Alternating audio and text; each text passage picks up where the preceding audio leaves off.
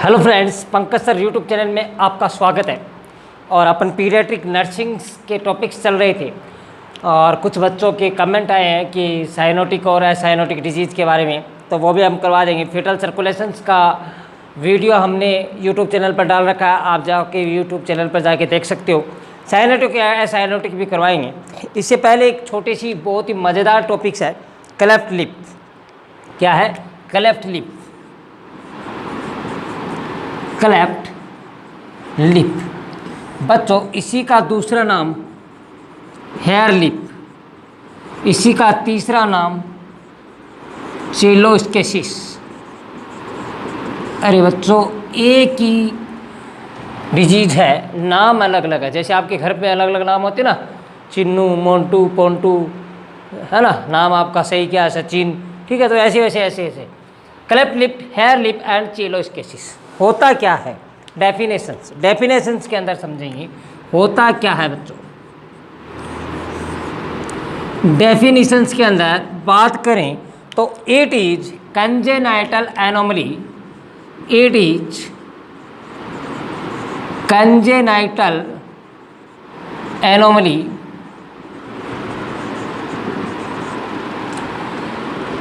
that occurs, it is congenital anomaly that occurs abnormal fusion of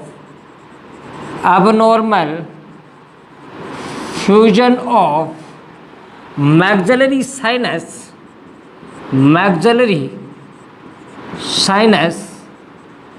in embryogenic period.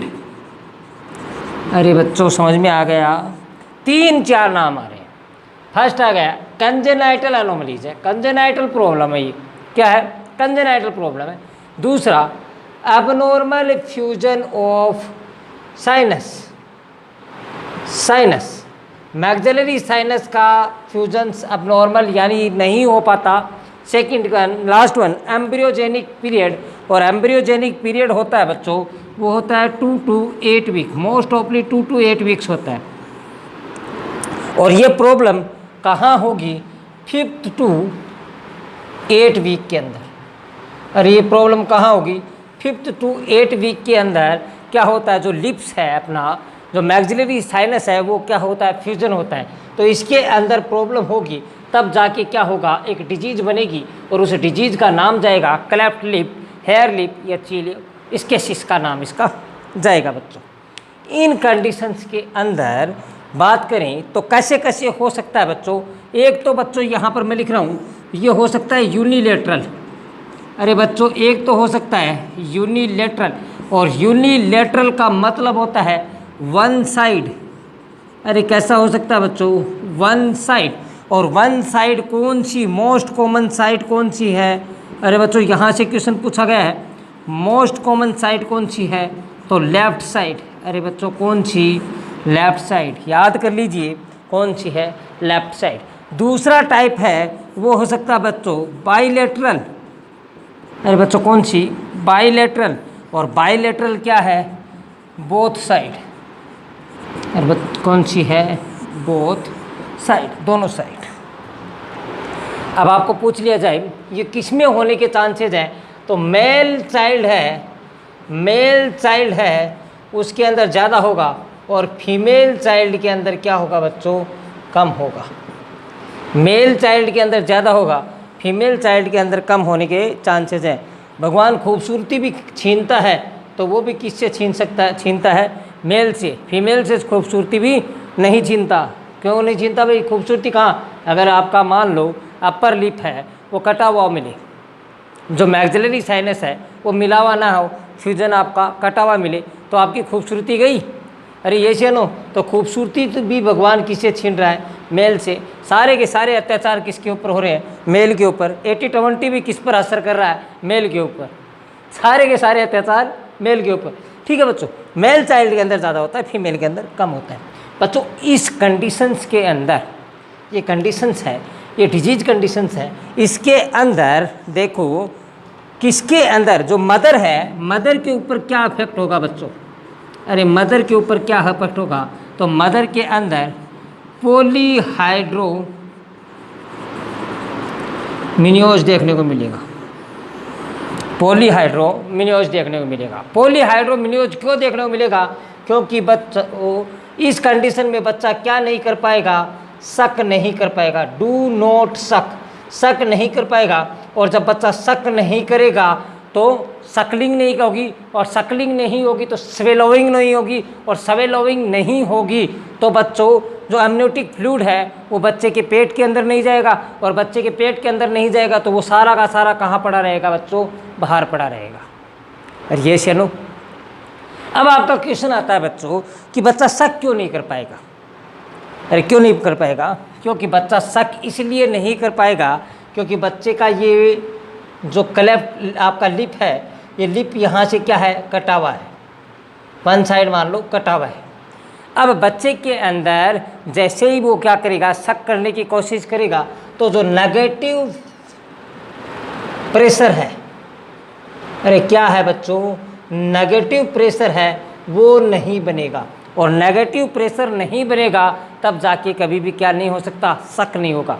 बच्चों जैसे ही बच्चा शक करना चाहेगा तो जस्ट यहाँ की जो आपकी कट होगा, जो लिप क्लेफ्ट लिप है, तो यहाँ से कटा हुआ है तो यहाँ से एयर बाहर निकल जाएगी, और एयर बाहर निकल जाएगी तो नेगेटिव प्रेशर नहीं बनेगा, और नेगेटिव प्रेशर नहीं बनेगा तो शक नहीं होगा।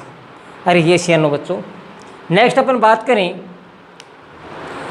तो इसके अंदर और क्या क्या देखने को मिलता है? तो बच्चे के अंदर चिलाइटिस देखने को मिलेगा। बच्चे के अंदर क्या देखने को मिलेगा बच्चों?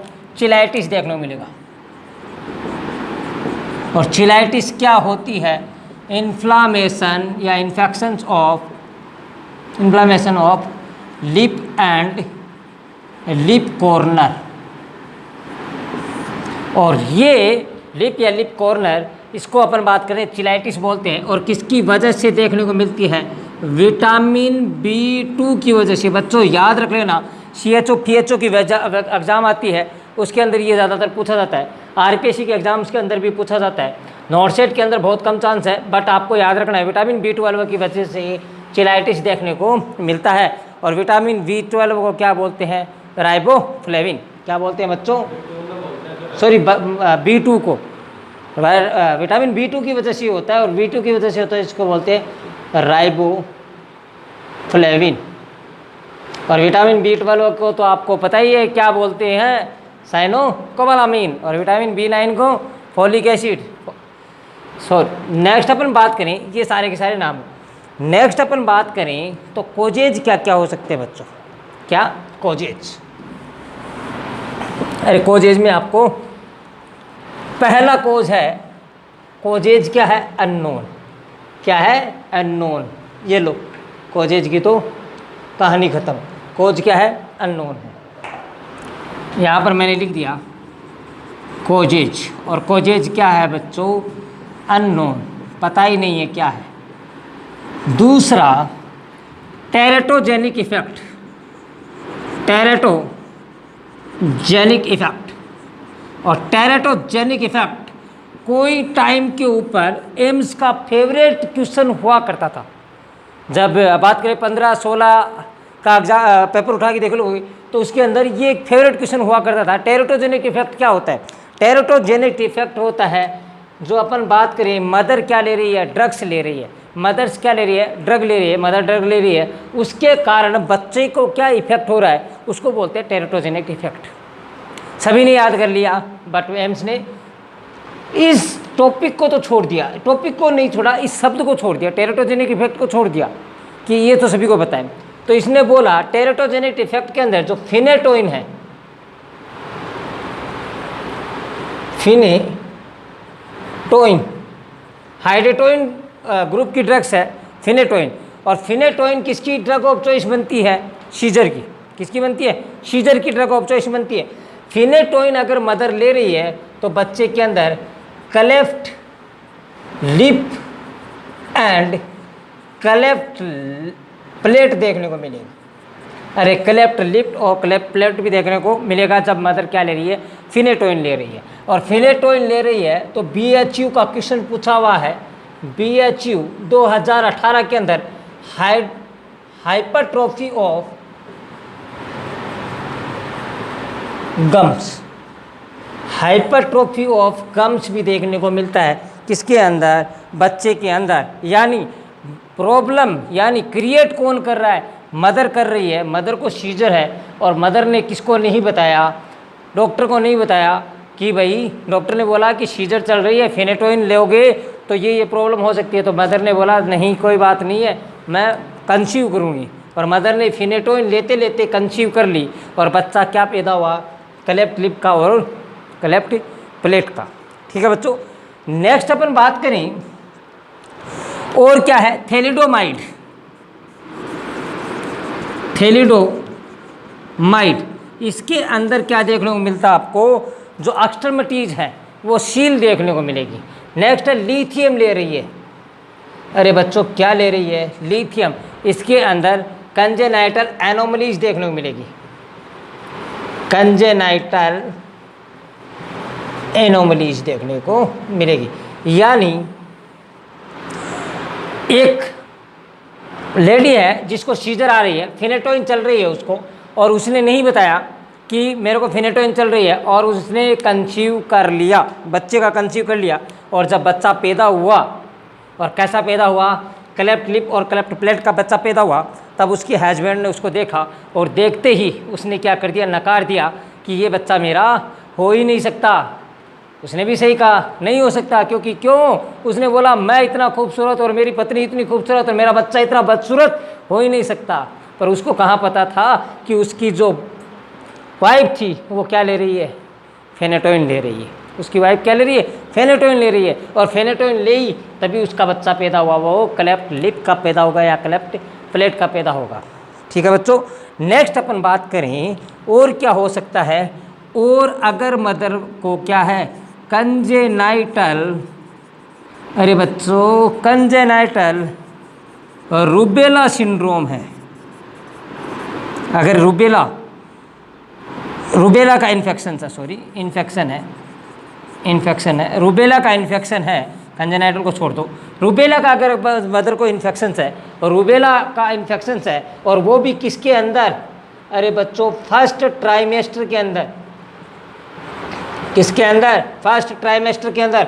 और ऑर्गन जो बनते हैं वो किस में बनते हैं, फर्स्ट ट्राइमेस्टर के अंदर बनते हैं। तो रूबेला इन्फेक्शन है फर्स्ट ट्राइमेस्टर, या रूबेला का इन्फेक्शन है और मदर ने क्या किया है, हाथों हाथ कंसीव कर लिया है। 3 महीने का इंतज़ार नहीं किया, मदर से 3 महीने रुका नहीं गया कि वो बोली कि नहीं मेरे को तो हाथों हाथ क्या करना है, कंसीव करना है। तो जो बच्चा पैदा होगा वो कैसा हो सकता है, cleft lip and cleft plate का बच्चा पैदा हो सकता है। ये शेनो। नेक्स्ट अगर अपन बात करें तो इसके अंदर अगर रूबेला इन्फेक्शन पहले है बच्चों तो 3 महीने कंसीव नहीं करने देंगे मदर को। अगर उसको ड्रग भी चल रही है तो 3 महीने अपन क्या नहीं करने देंगे, कंसीव करने के लिए मना करेंगे। नेक्स्ट, बच्चा क्या है, मदर पहली बार कंसीव किया है और बच्चे की ज़्यादा प्रॉब्लम है, यानी मदर ने कंसीव किया और कंसीव किया तो पहली बार मदर प्रेग्नेंट हुई है, तो बार बार में वो क्या करवा रही है, सोनोग्राफी करवा रही है, बार बार में सोनोग्राफी करा रही है। तो फर्स्ट ट्राइमेस्टर के अंदर क्या है, यूवी रेज का कांटेक्ट क्या हो रहा है, जो यूवी रेज है या रेज है उसका कांटेक्ट क्या हो रहा है, इंक्रीज हो रहा है। यानी पहला बच्चा है और लड़की को बहुत ज़्यादा क्या है, उत्सुकता है कि मेरे लड़का या लड़की है जो भी है, तो वो क्या बार बार में सोनोग्राफी करा रही है। और फर्स्ट ट्राइमेस्टर में बार बार की सोनोग्राफी करवाना क्या बना सकता है, बच्चे के ऑर्गन को डिफेक्ट कर सकता है, बच्चे के ऑर्गन प्रॉपर अमाउंट में नहीं बन सकते, नहीं बनेंगे तो बच्चा कैसा हो सकता है, क्लेफ्ट लिप और क्लेफ्ट प्लेट हो सकता है बच्चों। ठीक है बच्चों, नेक्स्ट आपको अब क्या करना है, ये हो गया। तो इसके साइन एंड सिम्टम्स क्या देखने को मिलेंगे बच्चों, अरे क्या देखने को मिलेगी, साइन एंड सिम्टम्स। यहाँ तक आपको समझ में आ गया होगा। साइन एंड सिम्टम्स क्या देखने को मिलेंगे बच्चों, डिस्फेजिया, अरे यस या नो, अरे साइन एंड सिम्टम्स क्या देखने को मिलेंगे, डिस्फेजिया। क्या होता है डिस्फेजिया, अरे डिस्फेजिया, जी आ गया, जी आ गया तो GIT, और एस आ जाता है तो स्पीच, तो जी आ गया तो GIT, यानी डिफ़िकल्टी इन स्वेलोइंग। क्योंकि किसी भी बच्चे को क्या करना, बात करें तो अपन कोई भी चीज़ GIT तक पहुंचाने के लिए सक करना पड़ेगा सबसे पहले, फिर सकलिंग होगी, ये प्रोसेस होती है, और फिर होती है स्वेलोइंग। पहले बच्चे ने सक किया, फिर मुंह के अंदर उसको इकट्ठा किया, और इकट्ठा करने के बाद में उसको क्या है, स्वेलो करना पड़ता है। ये एक प्रोसेस होती है ब्रेस्ट फीडिंग के लिए। बेस्ट अगर बात करें तो ये, तो बच्चा क्या है, बच्चा स्वेलो नहीं कर पाएगा। क्यों? क्योंकि जब बच्चा सक ही नहीं कर पाएगा, क्योंकि उसका क्या है, नेगेटिव क्या है, प्रेशर नहीं बना पाएगा, और नेगेटिव प्रेशर नहीं बनेगा तो बच्चा सक नहीं कर पाएगा। दूसरा बच्चों क्या होगा, न्यूट्रिशनल डेफिशिएंसी। अरे क्या देखने को मिलेगी, न्यूट्रिशनल डेफिशिएंसी। और न्यूट्रिशनल डेफिशिएंसी के अंदर बच्चा कैसा दिखेगा आपको, FTT का मतलब होता है failure to thrive, failure to thrive देखने को आपको मिलेगा। ऐसे बच्चे का ग्रोथ एंड डेवलपमेंट क्या होगा बच्चों, पुअर होगा। क्योंकि बच्चा सक नहीं कर पाएगा, और सक नहीं कर पाएगा तो बच्चे को न्यूट्रिशंस नहीं मिलेंगे, और न्यूट्रिशंस नहीं मिलेंगे तो ग्रोथ एंड डेवलपमेंट नहीं होगा, प्रॉपर नहीं होगा। नेक्स्ट बच्चों अपन और क्या करते हैं, और अपन बात करें तो जो चाइल्ड के पेरेंट्स हैं, जो चाइल्ड के पेरेंट्स हैं वो बच्चों को एक्सेप्ट नहीं कर रहे हैं। क्यों करेंगे भाई, क्यों नहीं करेंगे? इसलिए नहीं करेंगे, मैंने बोला कि हस्बैंड बोलेगा मैं इतना सुंदर और मेरी वाइफ इतनी सुंदर, बच्चा इतना ख़राब कैसे? तो उसको भी अपन को क्या करना है, साइकोलॉजिकल सपोर्ट प्रोवाइड करना है। उसको बताना है कि तेरी जो वाइफ थी वो फिनेटोइन ले रही थी, इसकी वजह से ये डिजीज़ कंडीशन हुई है। उसको पूरी की पूरी डिजीज़ कंडीशन समझानी है, ये भी समझाना है कि बच्चे को हम क्योर कर देंगे बच्चों। ठीक है बच्चों, नेक्स्ट अपन बात करें तो क्या किया जा सकता है इसके लिए। तो बच्चों इसके लिए सर्जरी होती है। इसके लिए क्या होती है बच्चों, सर्जरी होती है बच्चों। और सर्जरी के लिए चीलोप्लास्टी, कौन सी होती है, चीलोप्लास्टी। प्लास्टी का मतलब रिपेयर करना, और चीलो का मतलब जहाँ से फ्यूजन नहीं हुआ है, तो इसके लिए जो सर्जरी करते हैं उसको बोलते हैं चेलोप्लास्टी। क्या बोलते हैं बच्चों,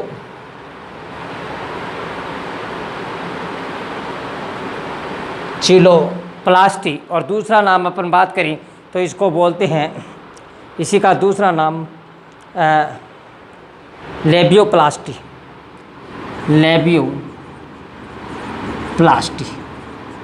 लेबियोप्लास्टी या चीलोप्लास्टी। अब आपसे बच्चों पूछ लिया जाए कब करनी है,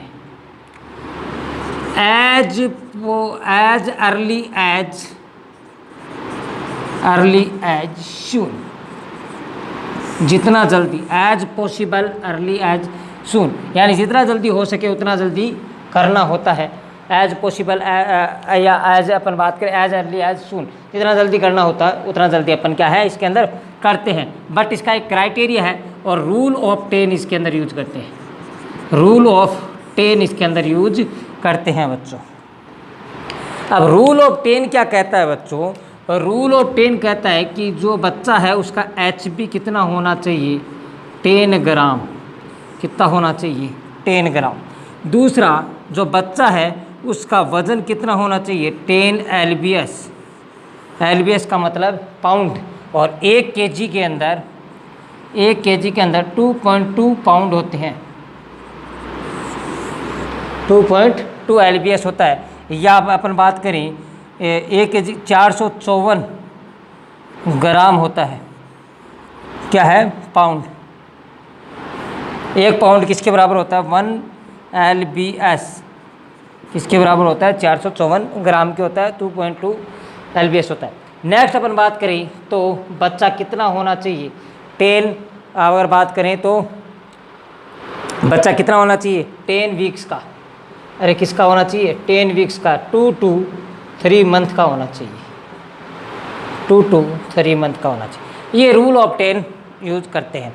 इसके लिए बच्चों जो अपन फ्यूचरिंग करेंगे, क्या करते हैं, फ्यूचर करते हैं। और फ्यूचर कौन सी टेक्निक से करते हैं, जेड ट्रैक मेथड से। अरे किससे करते हैं, जेड ट्रैक मेथड से करते हैं। और इसके अंदर जो नीडल की साइज है वो क्या करते हैं, साइज का अपन बढ़ा लेंगे। और जब साइज बड़ी लेंगे तो उसके जो नीडल है वो क्या होगी, छोटी होगी। यानी इसकी नंबरिंग बड़े होंगे और नीडल क्या होगी, छोटी होगी इसके अंदर। ठीक है बच्चों, जेड ट्रैक मेथड यूज करते हैं। और जो प्लेट यूज करते हैं उसको बोलते हैं लोगन बो। लोगन बो प्लेट यूज करते हैं। जो मेटेलिक प्लेट होती है, मेटेलिक प्लेट होती है जिसको बोला जाता है लोगन बो प्लेट बोला जाता है। और इसके अंदर जो अपन बात करें जेड ट्रैक मेथड यूज करते हैं। और मोस्ट ऑफली जो बात करें तो 7 to 14 डेज के अंदर फ्यूचर को क्या करते हैं, रिमूव कर दिया जाता है, और मोस्ट ऑफली 10 से 12 दिन के अंदर क्या कर दिया जाता है, फ्यूचर को रिमूव कर दिया जाता है बच्चों। और इसको साफ़ करने के लिए हाइड्रोजन प्रोक्साइड को यूज किया जाता है। किसको दिया जाता है, हाइड्रोजन प्रोक्साइड को क्या कर दिया जाता है, यूज किया जाता है। नेक्स्ट अपन बात करें तो बच्चे को रिस्टेन किया जाता है, बांधा जाता है। और बांधा कहाँ से जाता है, ये क्वेश्चन पूछा जाता है। तो एल्बो, कहाँ से बच्चों, एल्बो से क्या है, बच्चे को रिस्टेन किया जाता है। अरे ये सियानो, यहाँ से सारे से क्वेश्चन पूछे गए हैं। नेक्स्ट अपन बात करें तो बिफोर सर्जरी आपको क्या करना होता है। बिफोर सर्जरी आप कैसे बच्चे को फीडिंग करवाओगे, तो उसके अंदर एक चीज़ चलती है बिफोर सर्जरी। जब तक सर्जरी नहीं कर रहे आप तो बच्चे को कैसे कराओगे, क्योंकि बच्चा सक नहीं कर पा रहा, तो बिफोर सर्जरी के अंदर चलता है ESSR मेथड। क्या चलता है, ESSR मेथड। ई का मतलब होता है इनलार्ज निपल, एस का मतलब होता है सकिंग, एस का मतलब होता है ऑडिबल सवेलोविंग,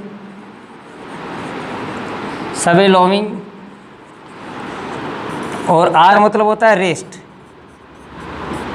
ये लो,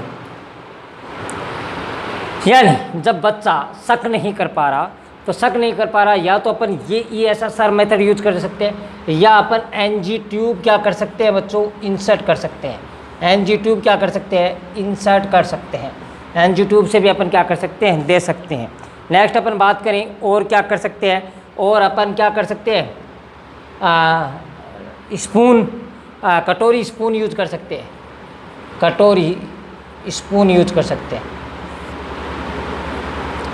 ठीक है, ये सारे यूज कर सकते हैं। अब ये जो कंसेप्ट है, ये कंसेप्ट क्या कहता है बच्चों, ये कंसेप्ट कहेगा कि इनलार्ज, निपल को इनलार्ज करेंगे तो कैसे, जैसे ही निपल को उसने इनलार्ज किया तो मान लो ये वाला उसका लिप है बच्चे का, अपर लिप, और ये नीचे वाला लिप है, और ये लिप यहाँ से कटा हुआ है, यहाँ से क्या है, कटा हुआ है। अब ये कटा हुआ है तो इस निपल को क्या करेंगे, इस कटे हुए भाग के अंदर अपन क्या करेंगे, पुट करेंगे।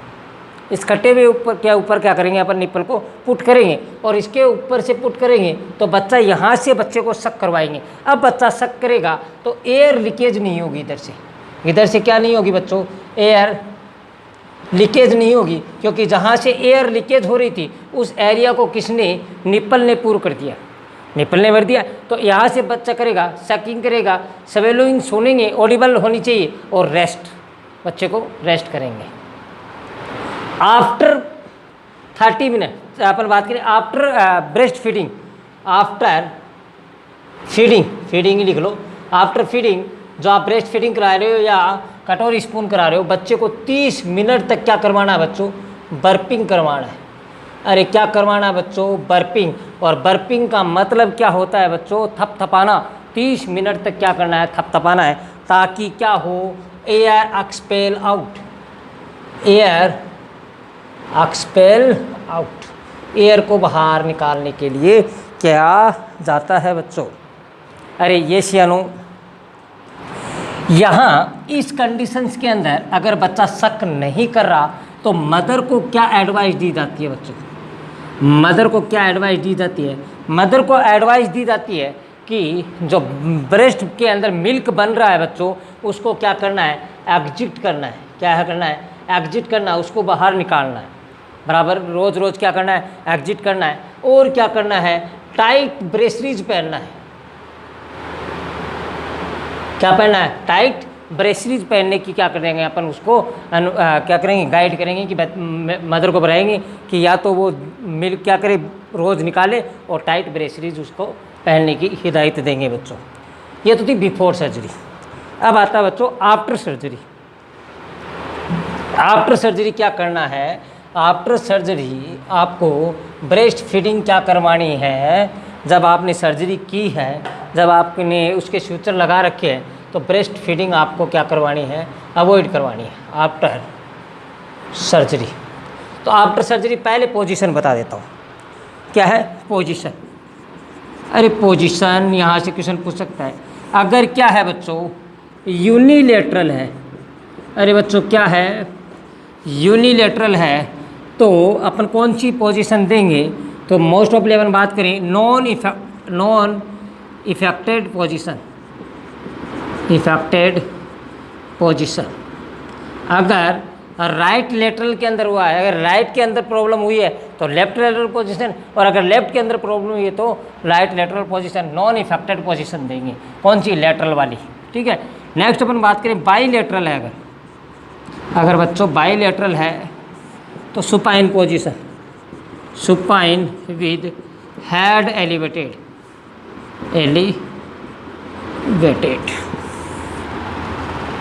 ठीक है बच्चों। नेक्स्ट है आफ्टर सर्जरी क्या करेंगे? ब्रेस्ट फीडिंग है। ब्रेस्ट फीडिंग क्या करेंगे बच्चों? अवॉइड करेंगे। अवॉइड करेंगे क्यों भाई? क्योंकि एस्पिरेशन को रोकने के लिए, एस्पिरेशन को रोकने के लिए, तो एस्पिरेशन को रोकने के लिए तो आप क्या कर रहे हो? बिफोर से अपन बात करें ब्रेस्ट फीडिंग करवा रहे तो रोक रहे हो, तो आपको क्या क्या करना है? आपको क्या करना है? इसके अंदर अपन बात करें तो स्मॉल फ्रीक्वेंट